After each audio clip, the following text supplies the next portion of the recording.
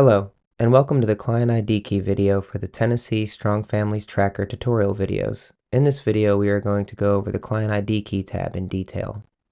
When a new client is served by your organization, you'll want to create a unique Client ID Key for them. This can be in whatever format your organization prefers. If you already assigned some type of ID number for clients, you can utilize your current method or system for assigning the unique client ID.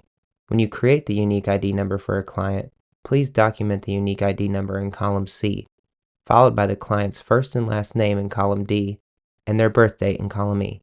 For example, let's say you assign the number 0001 to Jane Doe, the first client you serve. Going forward, every time you provide a service to Jane Doe, you will document her name and her unique client ID in your services log entry. This unique client ID is also how you identify your client's demographics and service types received in the quarterly tabs. This will allow you to keep this Jane Doe separate from any other Jane Doe you might serve. Columns F through K are where you will input the service category types a particular client has received during the current fiscal year. It is a good practice to check the Client ID Key tab each time a client revisits your organization for services, as they may be receiving a service category type they have not received previously.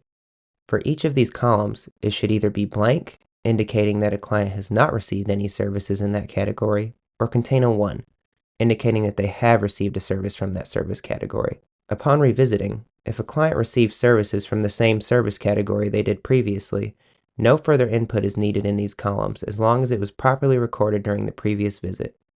If there is already a 1 there indicating they have received services from that specific service category, you're all set.